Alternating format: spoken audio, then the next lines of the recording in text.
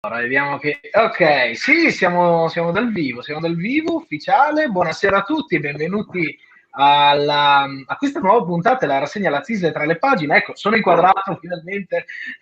C'era il mio cameraman esterno che si muoveva un pochino troppo. Buonasera a tutti, do subito la buonasera a Sara Rattaro, la nostra ospite, e all'assessore del Comune di Lazise, Filippo Costa. Buonasera ad entrambi.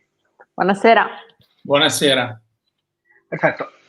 Chiariamo un attimo il contesto per quelli a cui fosse sfuggito che c'è una pandemia a livello mondiale. Queste cose che avremmo fatto di solito al vivo non possiamo farle e quindi abbiamo deciso di spostarci, come sto facendo io costantemente in questo momento, sul web, e quindi la Zisla tra le pagine, l'appuntamento di questa sera e tutta la rassegna è sul web, una rassegna creata dal Comune di Lazise, da Fondazione AIDA, e ce la godremo in diretta streaming. Questa sera parleremo con Sara Rattaro, parleremo del suo libro Sul filo dell'acqua, eccolo qua, Edizioni Solferino.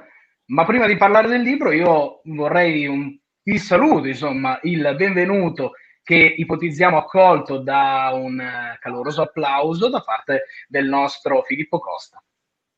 Grazie Federico, buonasera a tutti, buonasera Sara. Io in realtà introduco solo 1 minuto, 2 minuti al massimo, come ho fatto anche ieri sera, ma per dare un attimo una spiegazione di questa rassegna. Questa rassegna nasce, ormai è la sua seconda/terza edizione, perché purtroppo quella di febbraio è stata interrotta proprio dal Covid.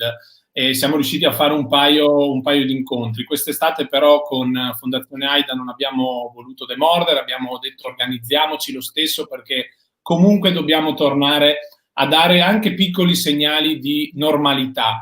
Chiaramente è una formula diversa, per certi aspetti molto nuova, perché mette in collegamento appunto anche, se non sbaglio, dal Brasile. Sei uno dei primi. Sì, esatto. Proprio stavo per dirlo. Salutiamo Marli De Cesaro, De Cesaro, non lo so, che ci saluta dal Brasile. Non sarebbe stato possibile questo dal vivo. Anche questa è una cosa.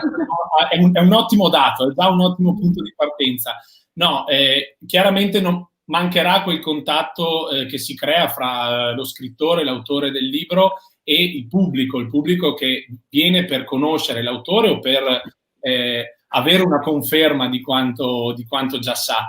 Di sicuro, come ho già detto anche ieri, tutti gli ospiti di questa settimana sapranno dare i loro messaggi, sapranno raccontare i loro libri, sapranno raccontare le loro storie, quindi già io ovviamente vi devo solo ringraziare per la vostra disponibilità e per il vostro lavoro. Una settimana quest'anno perché? Perché l'idea è quella di arrivare prima o poi, a piccoli passi, ad avere un piccolo festival della lettura a Lazise. Cosa un po' strana, perché Lazise è sicuramente un comune turistico e sul turismo noi fondiamo la nostra economia, la nostra società, il lavoro di tante persone. In questi mesi il turismo, come tutti sapete, ha subito un forte stop, con il turismo però anche tutti gli altri settori. La cultura in particolare e in generale la cultura, quindi io parlo delle librerie, delle biblioteche, del cinema, del teatro, i lavori che si legano alla cultura hanno subito una frenata pazzesca. Quindi io spero che anche con questi incontri ci sia un avvicinamento delle persone che comunque frequentavano già questi ambienti, chiamiamoli un po' così, anche in forma digitale, ma anche per avere qualcuno che, conoscendo Sara piuttosto che altri autori della nostra settimana, si avvicini a un libro e possa prima o poi entrare in una biblioteca o in una libreria per fruirne. Io direi di non dilungarmi troppo, vi ringrazio ancora, vi invito chiaramente a seguire questa sera e le prossime serate di questa settimana tutti gli autori. Invito chiaramente Sara alla Zise non appena si potrà, anche Federico chiaramente. Siete volentieri, veniamo in coppia, veniamo insieme.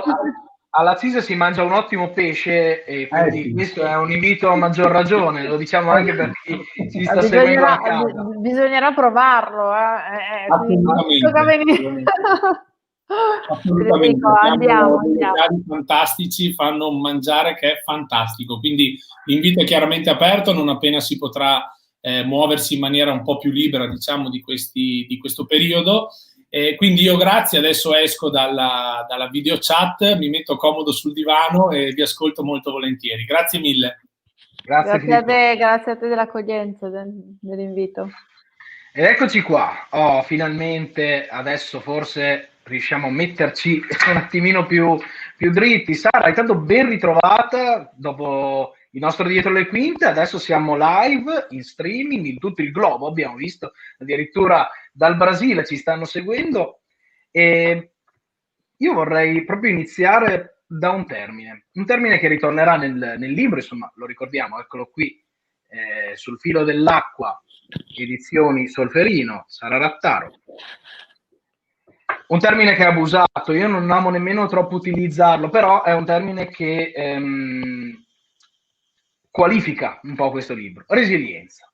Che cos'è per te la resilienza? Benissimo, guarda, avrei introdotto nello stesso modo, anch'io non amavo troppo questa parola perché improvvisamente ne abbiamo sentito parlare tanto, no? E ognuno ha dato a questo termine una definizione, a un certo punto però me la sono trovata tra le mani, perché quando inizio a scrivere questo romanzo che arriva da un'idea, un progetto della Solferino, di questa casa editrice che ha chiesto a 4 autori di sviluppare 4 romanzi partendo dai 4 elementi, quindi io ho ereditato l'acqua, forse perché sono genovese, vai a capire, e quindi insomma mi trovo tra le mani l'acqua e improvvisamente, quasi in automatico, mi viene in mente la resilienza del luogo in cui abito, che è appunto Genova, e forse per la prima volta mi viene quasi distinto la necessità di mettere un punto fermo,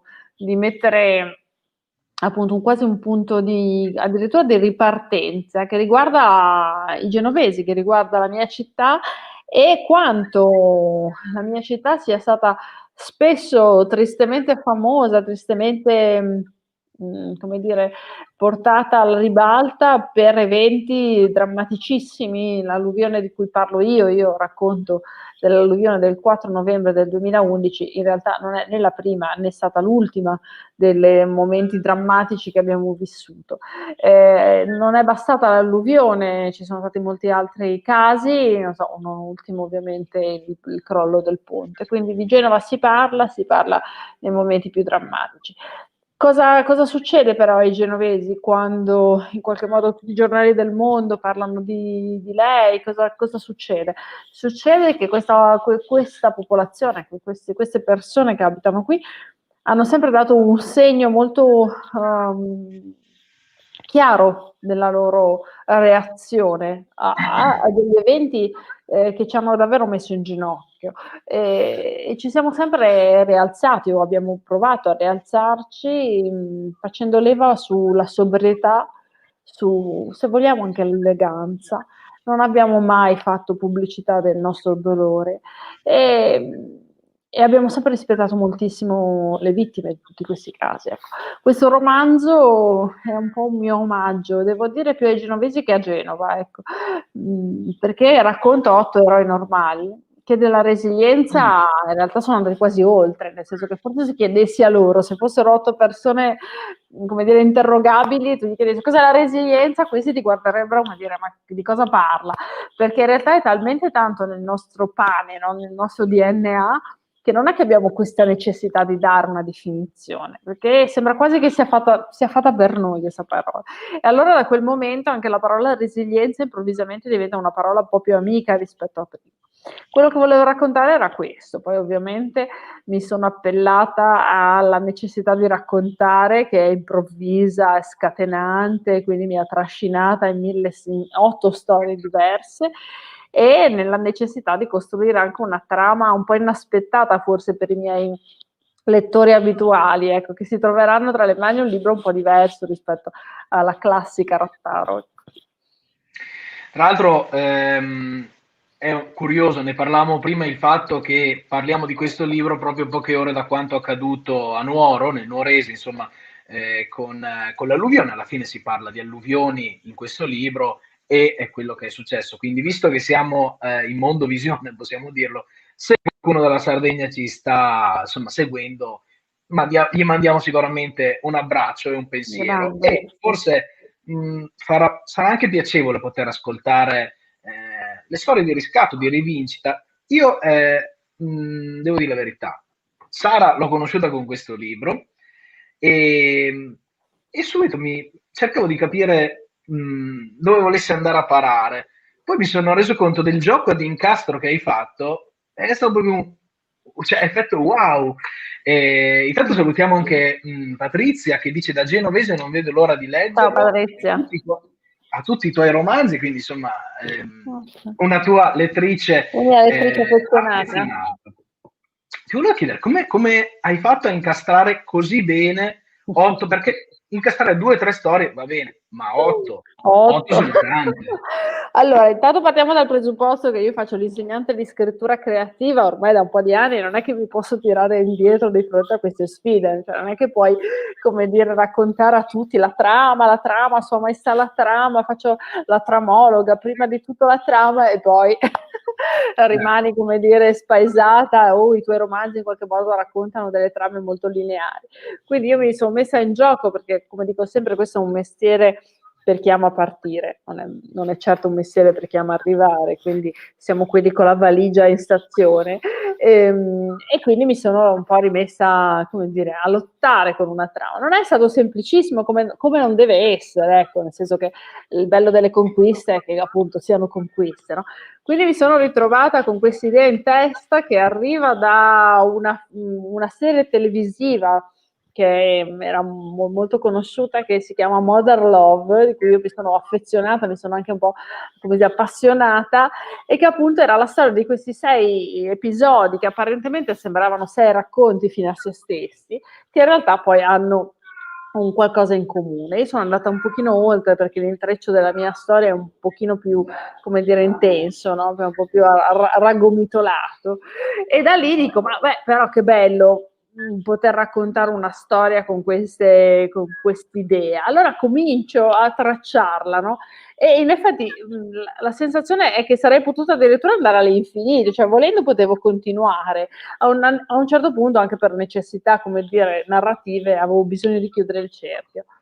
E è il primo romanzo in cui io ho una facilità estrema nello scriverlo, ma il lavoro più grande arriva nella seconda parte, che è quella della, come dire, fermiamoci un attimo, andiamo a correggere, sistemare, vediamo se tutto funziona, no? Cosa che invece è contraria, nel senso che di solito nei miei romanzi c'è prima un'elaborazione molto forte e poi una volta che ho fatto tutta la parte elaborativa, la parte di scrittura è molto veloce. Ecco. Quindi ho un po' invertito, mi sono messa, devo dire, molto in gioco. Ci sono stati dei momenti in cui avevo le mani nei capelli, lo ammetto, in cui no, adesso qui bisogna non sapevi come uscirne. No, calendario alla mano, concetto di stagione, non è che puoi stare perché qui piove, allora è inverno, è autunno, abbiamo l'impermeabile, allora non possiamo andare al mare, ecco.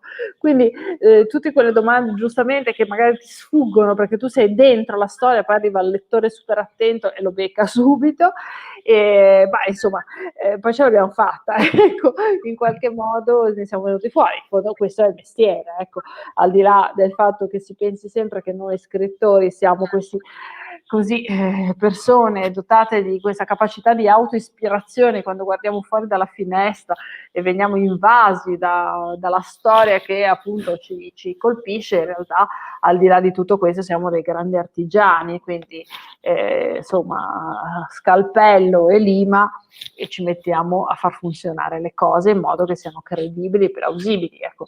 È un mestiere profondamente artigianale. Ecco.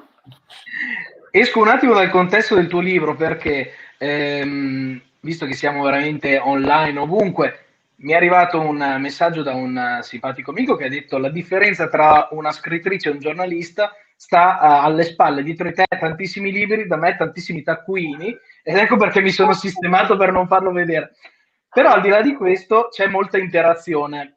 Prima una nostra ascoltatrice o telespettatrice o videospettatrice, quel che è, ha chiesto a te qualche consiglio di scrittura per chi vuole avvicinarsi, e colgo la palla al balzo per dire che se avete domande scrivetele pure su Facebook, e noi le vediamo e rispondiamo di modo che sia effettivamente molto interattivo. Ecco. Certo, assolutamente.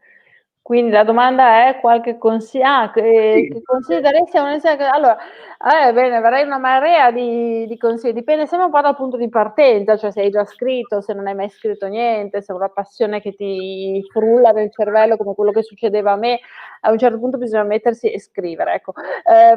Il consiglio principale è che tutto è raccontabile. Cosa vuol dire? Vuol dire che non esistono storie brutte, non esistono storie noiose, esistono solo storie che ci sono state eventualmente raccontate male. Il che significa che ogni storia ha la possibilità di diventare una grande storia, una storia memorabile. Questo significa che all'interno di quella storia dobbiamo trovare la trama giusta, cioè trovare il modo giusto per raccontarla. E il modo giusto per raccontarla non è far sì che io come scrittrice la racconti tutta, ma far sì che il tuo lettore ti legga fino alla fine, che è un'altra cosa. Che cosa si può fare? Si possono fare tante cose, quello intanto di scrivere, cioè, non si possono valutare le idee, ecco. Quindi si può valutare uno scritto, il che significa poi scrivere, mandarlo a qualcuno che ti possa leggere, che non sia la mamma e le amiche del cuore. Qui parlo per esperienza, io quando ho iniziato mi dicevano tutti che ero bravissima, eccezionale, erano la mia mamma e le mie amiche del cuore che non avrebbero detto altro, ecco. Quindi questo conta fino a un certo punto. Farsi giudicare da qualche addetti ai lavori, che possono essere concorsi letterari, concorsi per racconti, se non ci vogliamo cimentare, iscriversi a un corso di scrittura, ecco. I corsi di scrittura funzionano, ovviamente cercate quello più adatto a voi, più inerente alle vostre necessità, capacità, quello che vi ispira di più, no? E poi magari buttate, ce ne sono online, non online, cioè c'è di tutto, fate ovviamente, insomma, cercate con oculatezza, esattamente come fate per qualsiasi altra cosa. Però in quel caso succede, cioè in un corso di scrittura si dovrebbe insegnare tutto quello che viene insegnato ad esempio nella cultura anglosassone, cioè nella cultura anglosassone è possibile laurearsi in scrittura creativa. In Italia si pensa che per fare lo scrittore uno debba essere dotato dal divino e di una illuminazione per cui il racconto nasce. O debba essere ricchissimo perché magari dice l'editoria a pagamento. Esatto, ci sono tutte queste leggende. In realtà noi non siamo quelli che guardano dalla finestra e aspettano di essere investiti, no, vi assicuro non è così. È vero che c'è un'attitudine personale, io faccio la scrittrice, non faccio la cuoca, che vi devo dire? Ai fornelli sono una schiappa, a scrivermi la cavo un po' meglio. Questo poi andate voi a cercare il perché e il per come, anche se nella vita si può imparare a fare tutto. Magari se avessi voluto sarei diventata una buona cuoca, un buon chef, che ne so, ma magari non avrei, non mi sarei divertita tanto quanto. È questo il discorso. Quindi un'attitudine personale, se siete qui a farmi questa domanda vuol dire che l'avete, avvicinatevi alla scrittura, certo, essere forti lettori, mettersi in gioco, e poi ci sono le tecniche di scrittura.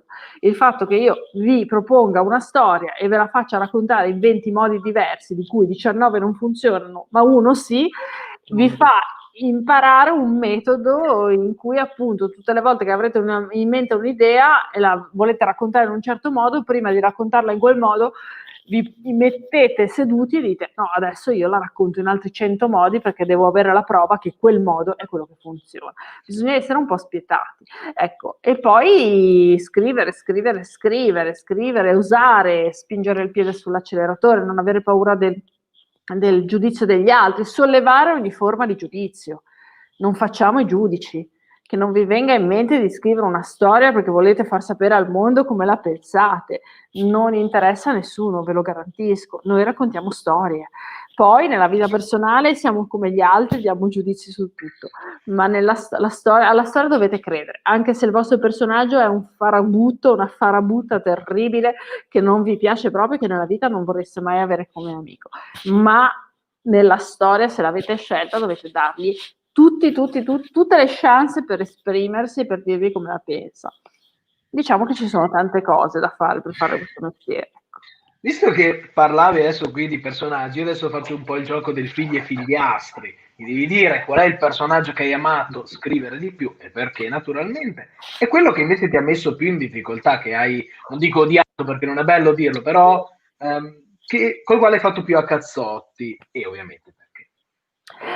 Allora, partiamo dal presupposto che come insegnante di scrittura vi devo dire che i personaggi si amano tutti, cioè nel momento in cui tu decidi che un personaggio entra in scena, vuol dire che a quel personaggio credi. È un po' come una mamma che perdona i figli, non so come dire, che vuole bene ai figli. Questo non significa che li giustifichiamo, no? Cioè li mettiamo a dura prova, li facciamo impazzire, loro faranno impazzire voi.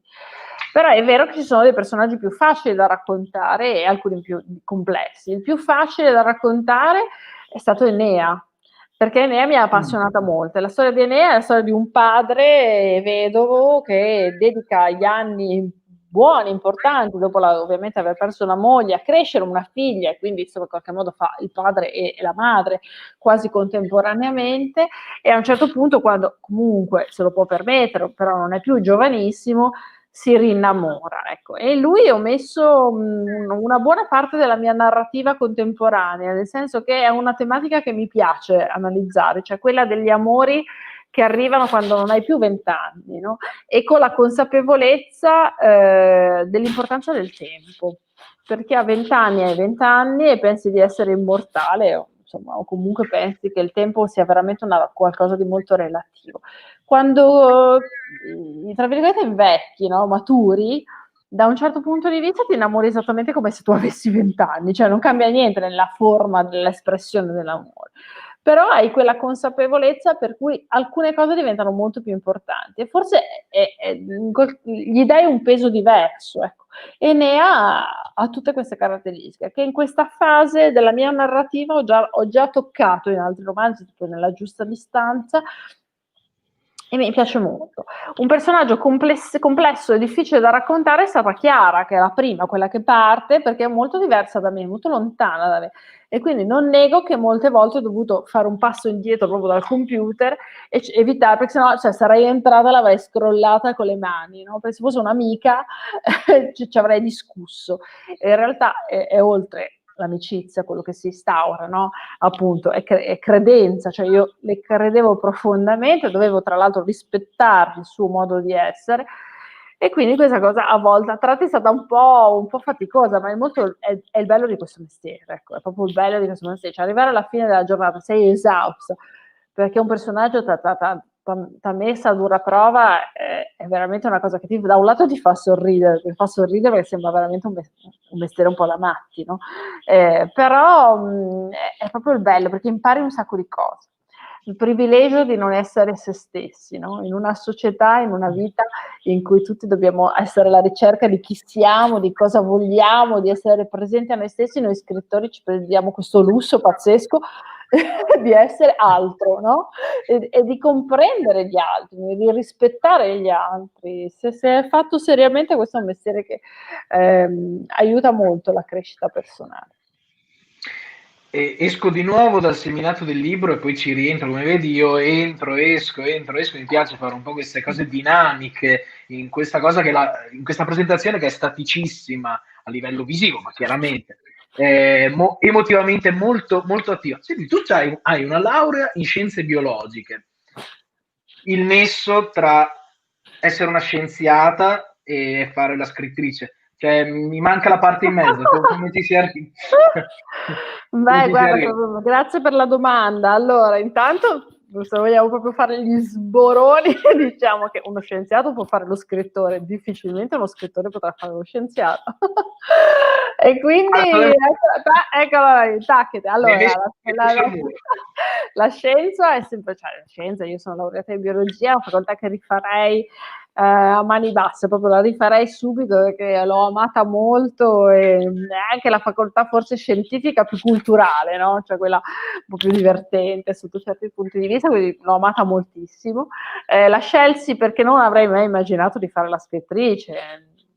No, non sapevo neanche di essere così portata per la scrittura, neanche che mi piaceva tanto, ma intanto vabbè c'è tutta questa cultura, no, della scuola, per cui non si leggono donne a scuola, quindi esci dalle superiori che sognare di fare la scrittrice è quasi un'impresa, ecco, tutti ti dicono sì, ma poi fai dell'altro, ecco. E quindi ho fatto una facoltà scientifica. Poi la passione alla scrittura ritorna. Guarda, oggi la risposta più semplice è questa: questo qui non è un mestiere da letterati, non è un mestiere da intellettuali, in assoluto. Lo può essere ovviamente, questo è un mestiere di pancia, questo è un mestiere di pancia, di cuore, di empatia col personaggio, di empatia con il lettore, di empatia con la storia. Tu racconti storie che possono accadere a migliaia di persone, che però non sono accadute a te.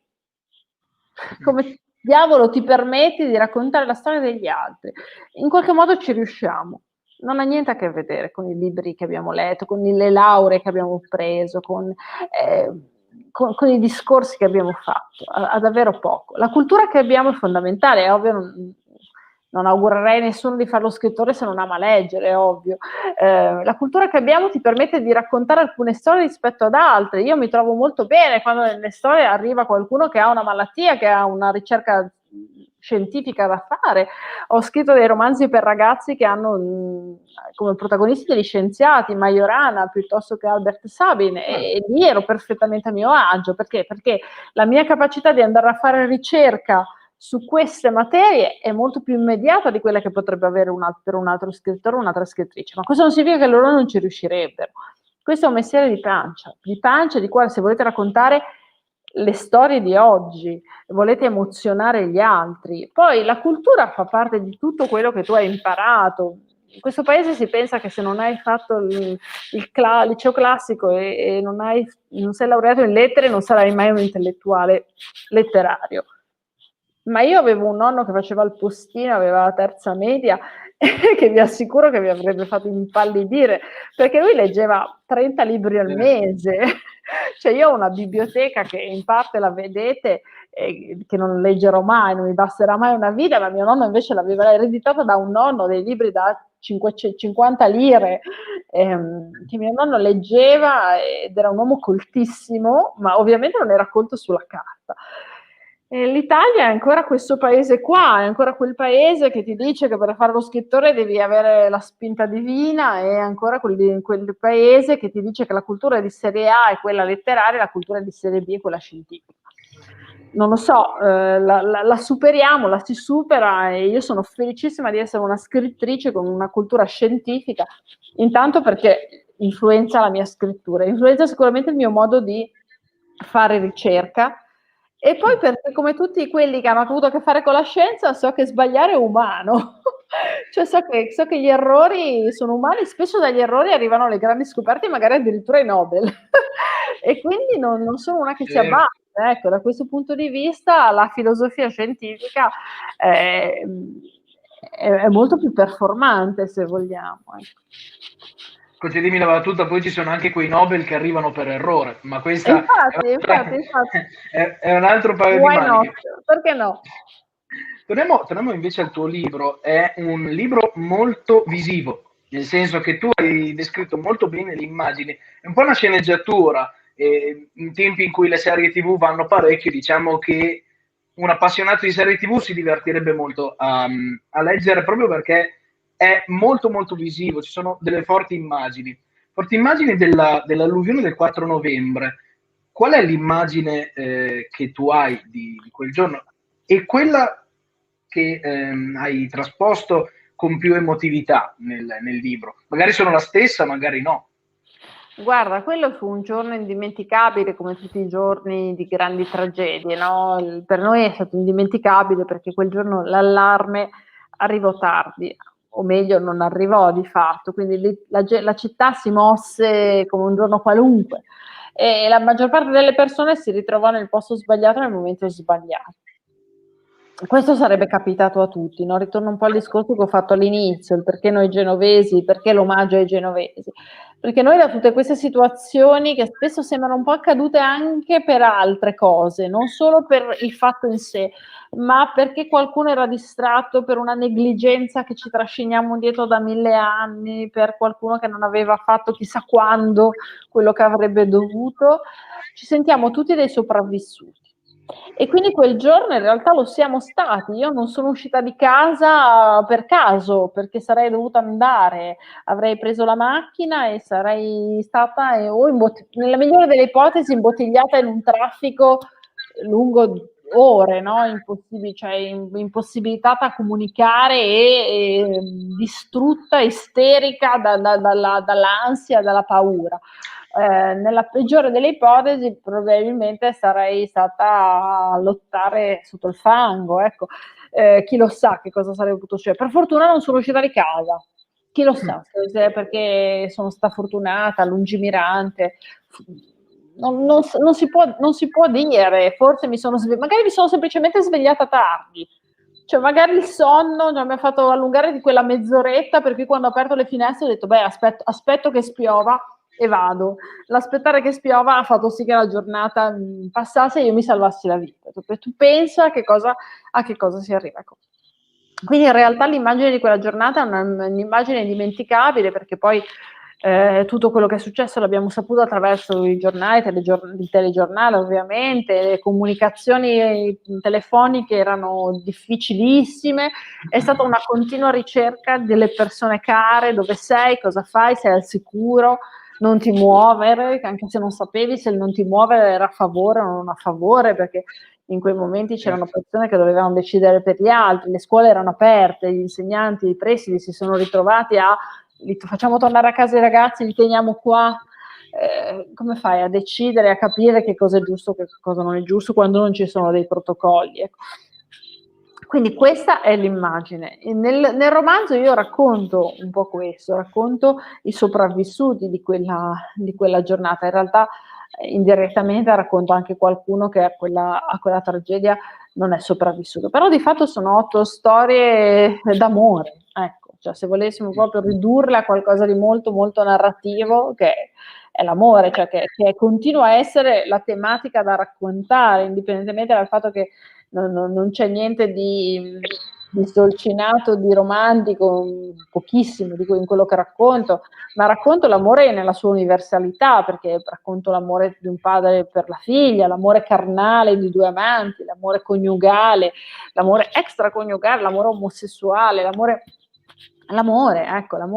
l'amore che si cerca disperatamente per dare un senso a una vita, l'amore che rifiuti, che allontani completamente perché non l'hai compreso fino in fondo. Ecco. Quindi attraverso questa narrazione io racconto anche Genova, la mia Genova e i miei genovesi. Quindi possiamo dire che questo libro è una dichiarazione d'amore a Genova. Ma diciamolo, dai, da buona genovese noi non siamo così bravi a dichiararci, siamo tutti molto, molto, molto, molto parsimoniosi anche nelle espressioni amorose, però era quello che volevo fare. Qual è stata, dal momento dell'uscita del libro, la reazione che ti ha colpito maggiormente da parte di chi l'ha letto? Se c'è stato, non so, qualcuno che quei giorni li ha vissuti e ha detto, sai che involontariamente hai raccontato la mia storia. Faccio un esempio, poi logicamente. Sì, guarda, ne sono arrivati tanti, soprattutto ovviamente dai genovesi. Devo dire tanti complimenti, nel senso che poi ormai questo è il 14° romanzo, quindi i miei concittadini hanno capito che faccio sul serio, in qualche modo mi hanno accettata in questa mia follia nel raccontare storie, no? Quindi tanti. Devo dire la verità che il vero complimento per chi fa questo mestiere è un altro, cioè che quando arrivi a sentirti dire guarda, il tuo libro non mi ha coinvolto più di tanto, cioè non è un libro che però non sono riuscito a smettere di leggere. Allora lì guarda, tu puoi davvero, come dire, mettere la coccarda da qualche parte. Questo è in assoluto il complimento, perché vuol dire che tu hai fatto il tuo mestiere. Non si può piacere a tutti. Non si può piacere a tutti, non si deve neanche pretendere di piacere a tutti. Io credo che neanche Dante, Manzoni, no? Le grandi firme della nostra narrativa, ma non lo so, neanche Hemingway sia piaciuto a tutti. L'altro giorno sentivo qualcuno che ce l'aveva a morte con Coelho. Va bene, vuol dire che no? C'è qualcuno che critica Garcia Marquez, evidentemente ci sarà un perché, no?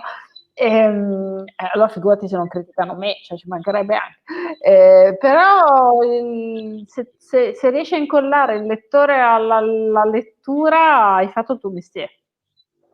Perché questo, ritorno all'inizio di questa intervista, è molto più artigianale di quanto immaginate.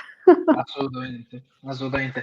Senti, noi siamo virtualmente ospiti di Lazzisa, che è una città ad acqua, alla fine, come Genova. Una è di lago, l'altra è di mare, però credo ci sia una poetica nell'acqua in tutto questo. Allora, volevo sapere se anche tu ritrovavi questo aspetto, sempre considerato effettivamente i posti vicino al mare, ai laghi e anche ai fiumi, dei posti che hanno qualcosa di più poetico rispetto, non so, ad esempio a campagne piuttosto che montagne o bellissime città. Ti volevo chiedere se anche tu ritrovi questo e che tipo di poetica è Genova. Adesso sono entrato nel momento delle domande molto difficili. Però io ti ho perso per un microsecondo, mi sa che me la devi ripetere gli ultimi 2 minuti. Allora, aspetta che marzulianamente torno indietro Scusami. e dici no, figurati. La domanda era: che poetica ritrovi tu nell'acqua, nei luoghi vicino all'acqua, come appunto può essere Genova, ma anche Lazzise, come dicevamo, ma anche vicino a casa tua, a Bocca di Magra, per dire, non so. Lo cito perché ho visto recentemente Gli orologi del diavolo, quindi al di là di questo, e che tipo di poetica, che tipo di poetica è Genova?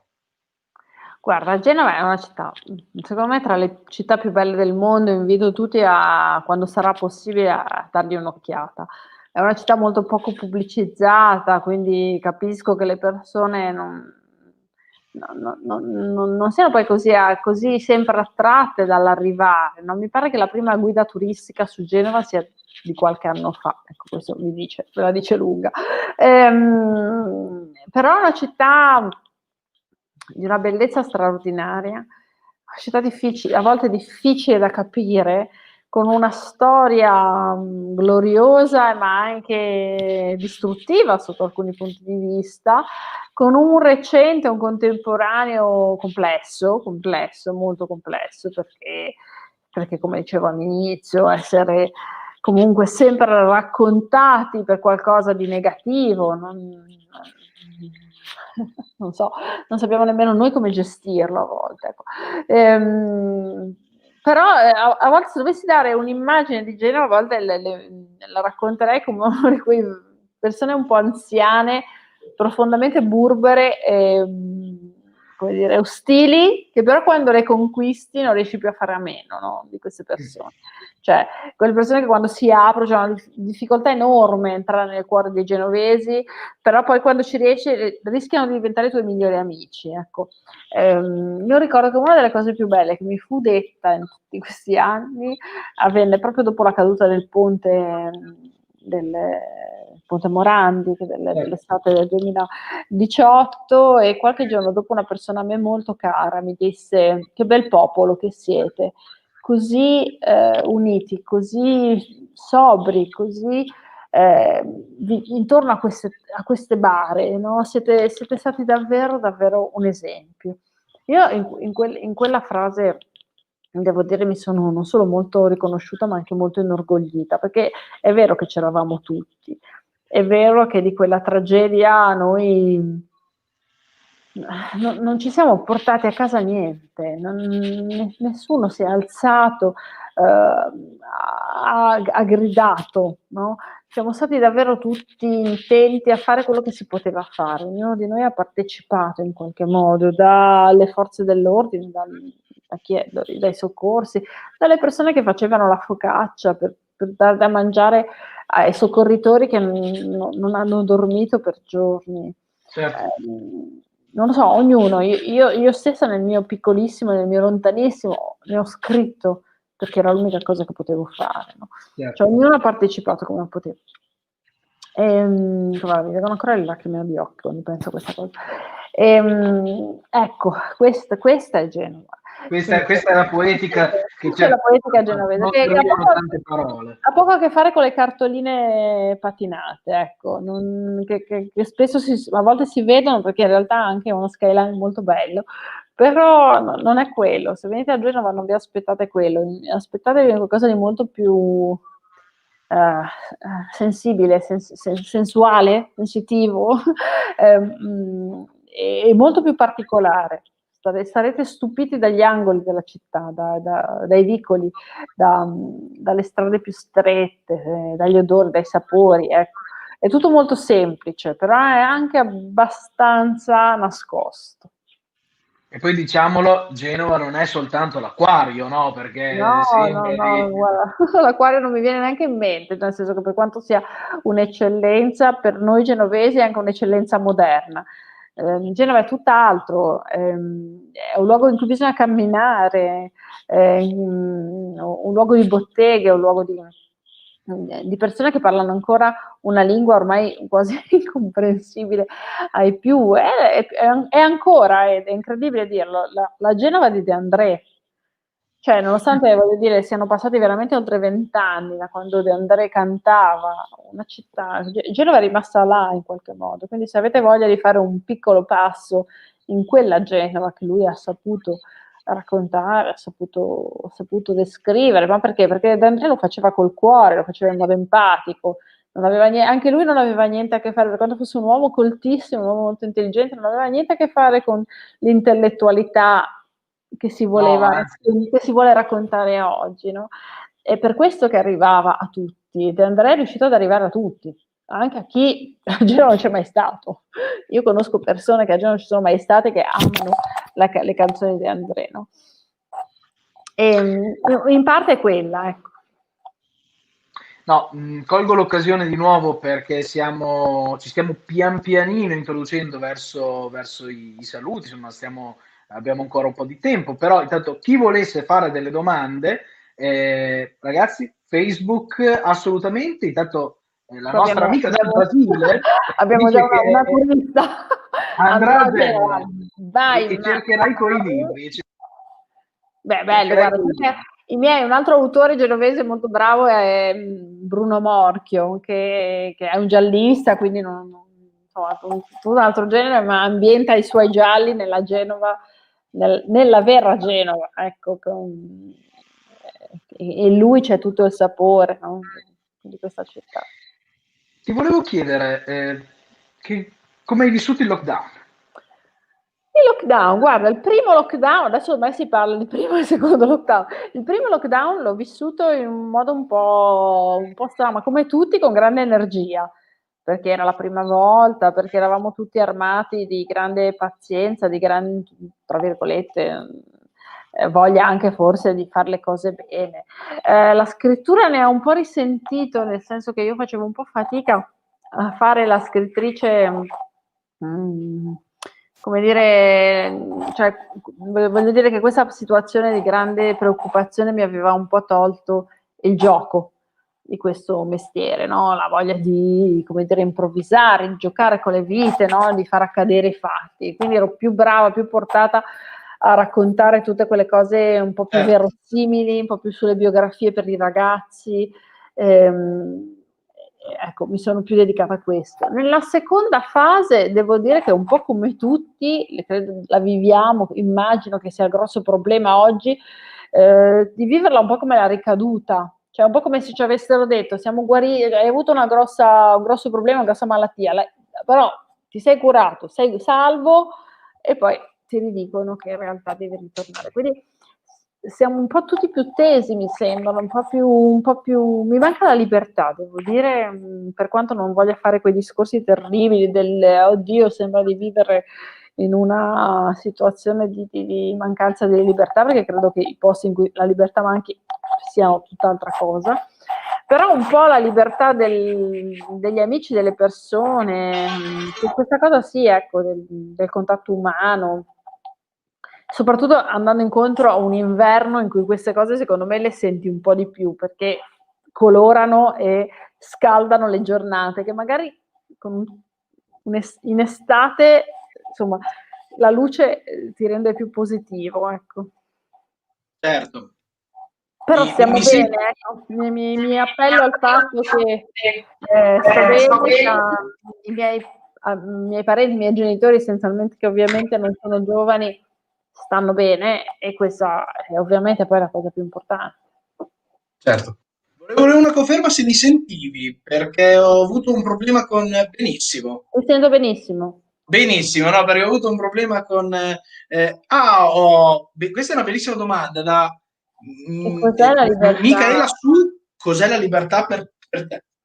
Libertà è qua, libertà è la libertà di pensiero, la libertà di esprimersi, la libertà di essere se stessi, la libertà di amare chi vogliamo, la libertà di non essere giudicati per quello che doveva essere, dovrebbe essere, ma per quello che siamo, no? Qui potrei aprire un canale verso il femminismo e le lotte che dovremmo fare noi donne, che dobbiamo fare noi donne, che dobbiamo fare tutti per le donne, per essere noi stesse, essere giudicate per quello che siamo e non per quello che dovremmo fare, dovremmo essere per gli altri, così come la libertà di amare chi diavolo vogliamo.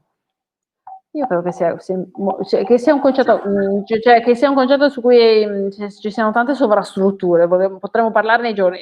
Io credo sia molto molto molto molto semplice, e che sia molto molto ancestrale. La libertà di essere se stessi rispettando gli altri, ovviamente. Questo è fondamentale, nel senso che così deve essere. Ecco. Quindi io credo molto nella libertà di espressione educata, la libertà di espressione ragionata e come dire, documentata. Quindi vediamo di parlare a vanvera o di non diventare leoni da tastiere, queste robe, tenetele lontane da me per cortesia. Credo nelle pari opportunità e credo che le persone debbano amare un po' chi diavolo vogliono, e che famiglia è un po' ciò che vogliamo che sia, ha poco a che fare con la legge. Sì, no, pienamente d'accordo. Poi di questi tempi di congiunti non apriamo nemmeno la parentesi. Poi invece ci fa una bellissima domanda Sara. No, Sara no. Sara sei tu ed è Bonaria. Chiede se secondo te il periodo che stiamo vivendo avrà un impatto sulle nostre relazioni anche quando ci saremo messi alle spalle questa terribile pandemia. Guarda, io credo che sia tutto possibile, perché quello che stiamo vivendo è un momento di grandissimo stress, quindi potrebbe anche essere, come dire, fortemente impattante sulle nostre vite. È anche vero che è uno di quei momenti in cui potrebbe anche essere qualcosa di molto forte, di molto positivo, perché quando succedono le cose inaspettate e anche drammatiche sotto certi punti di vista, potremmo essere portati a fare dei ragionamenti molto forti su chi siamo, che cosa siamo, dove siamo arrivati, che cosa vogliamo. E quindi improvvisamente si risponde a queste poche domande, tutte quelle cose non importantissime, quelle cose che ci infastidiscono, quelle cose che ci portano via un sacco di tempo, che ci riempono, no? Improvvisamente si allontanano e tu ti concentri su quelle 4-5 cose nella vita che sono importanti, che sono davvero gli affetti. Tu, chi sei tu? Quello che dai agli altri, quello che ricevi dagli altri, quello che fai, no? Cioè quello che fai e che quindi, insomma, la traccia che lascerai a chi ti seguirà, che possono essere dei figli, che possono essere delle persone che ti seguono. E potrebbe essere un bel momento, è un po' come avete presente essere su quel volo aereo in cui improvvisamente ti dicono che c'è qualcosa che non va e hai paura, poi va tutto bene, no? Però ci sono quei 5 minuti che dici, beh, però se finisse qui adesso che cosa succede? Chi sono io? No? Ecco. Potrebbe essere molto utile se la vedessimo in questo modo. E poi le relazioni continueranno in base a quello che vogliamo che siano le nostre relazioni, no? Non diamo troppa responsabilità agli altri o al mondo, no? A quello che accade, diamo responsabilità a noi, a quello che vogliamo fare dei nostri amori. Intanto qui ci arriva anche un altro feedback. Prima Grande Bruno Marzio, yeah! Bruno nazionale. Roberto ci dice che ha avuto il piacere di incontrarti durante la presentazione del tuo precedente libro in Veneto e la sensazione provata allora di avere davanti un'ottima raccontatrice di storie è stata confermata anche questa sera Grazie. e leggerò sicuramente il tuo libro da sito lettore. Grazie Roberto, grazie mille. Roberto dice che questo è stato confermato grazie al moderatore della serata. È vero, è vero.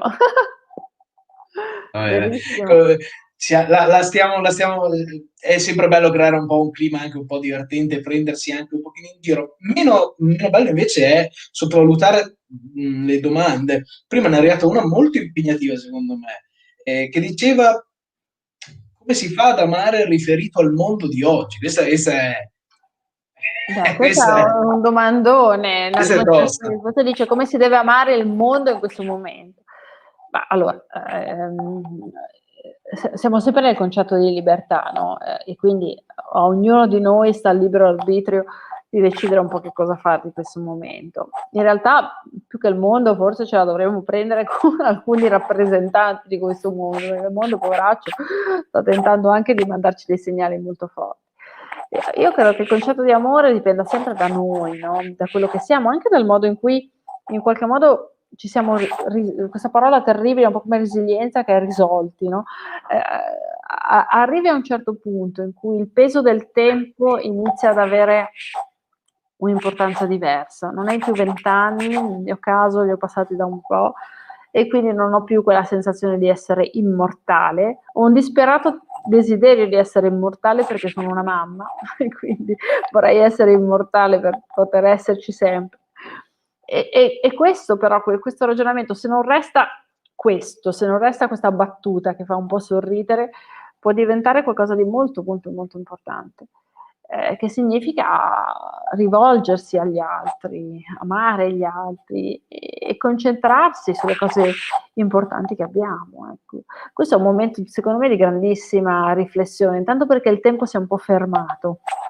Tutti siamo rallentati, tutti abbiamo dovuto rimandare tantissime cose, anche quelle che sembravano incredibilmente urgenti, persone che hanno rimandato i matrimoni, che hanno rimandato i trasferimenti, che hanno rimandato i traslochi, che hanno rimandato i cambiamenti di lavoro. No? L'unica cosa che non si può rimandare è una sola, come diceva mia nonna, ed è l'unica che in qualche modo a cui non possiamo sottrarci.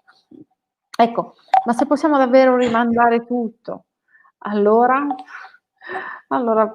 possiamo prenderci davvero del tempo per fare delle riflessioni diverse. Io credo che questo tempo sia utile, però siamo sempre lì, nel concetto di libertà, ognuno di noi farà quello che vuole.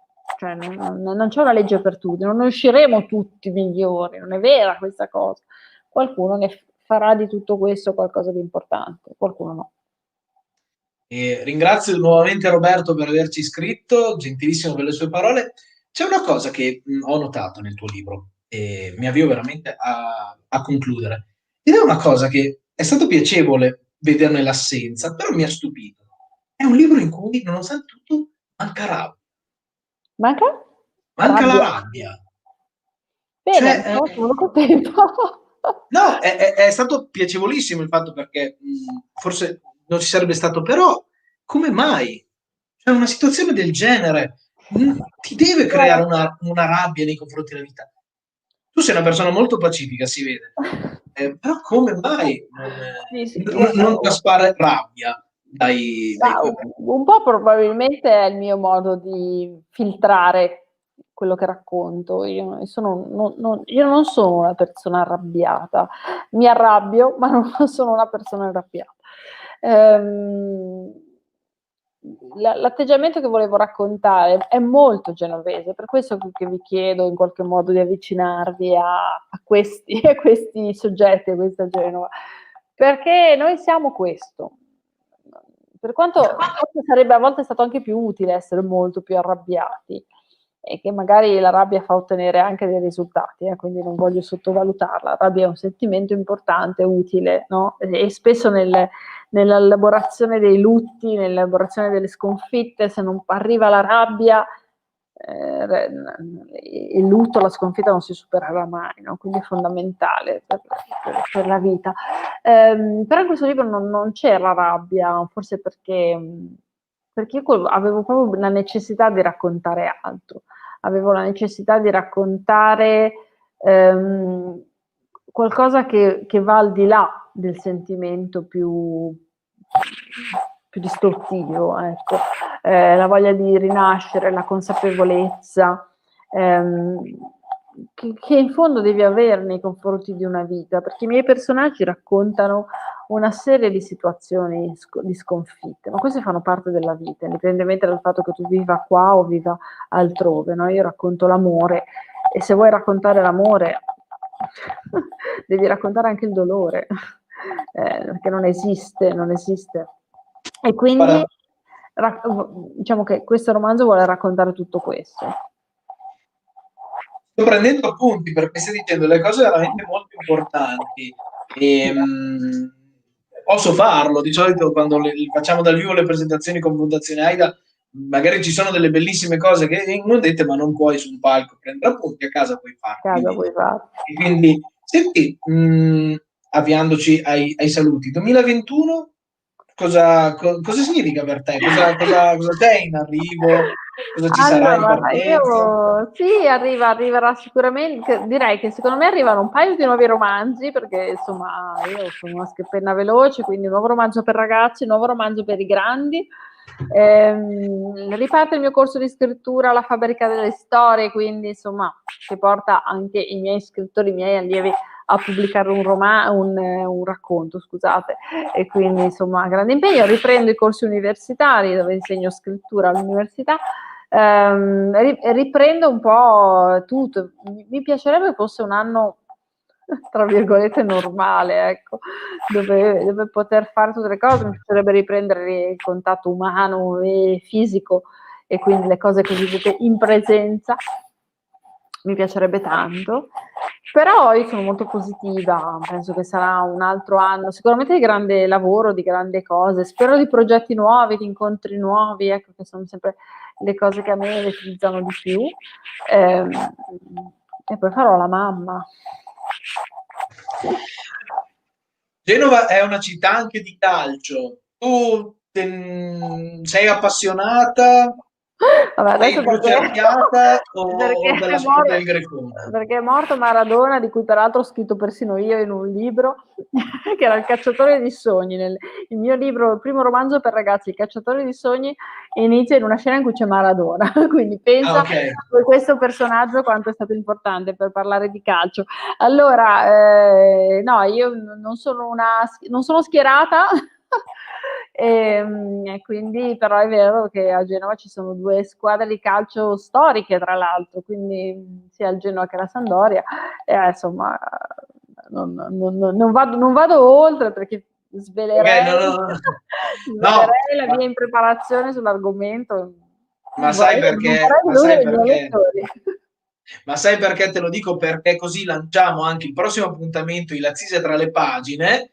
Parleremo di calcio, ma non del calcio che conosciamo, parleremo di un fenomeno molto particolare legato al calcio, che è la tratta dei baby calciatori dall'Africa verso l'Europa. Lo faremo con Gigi Riva, che non è rombo di tuono, ma è lo scrittore Luigi Riva, e lo faremo il 2 dicembre alle 20:30. Poi però mi dicevano dall'RD che farai anche un corso con Fondazione AIDA di scrittura creativa. Mi piacerebbe moltissimo, lo stiamo mettendo giù, quindi insomma avrete notizie al più presto. Posso dire una cosa su Gigi Riva? Una volta mi hanno detto sei la Gigi Riva della narrativa italiana. Ma legata più al calciatore o allo scrittore? Al calciatore. Alla sinistra, adesso non vorrei dire una cretinata. Rombo di tuono. Un appassionato, un uomo appassionato mi disse sei la Gigi Riva della narrativa italiana. Io sono rimasta un attimo, mi sono dovuta fare spiegare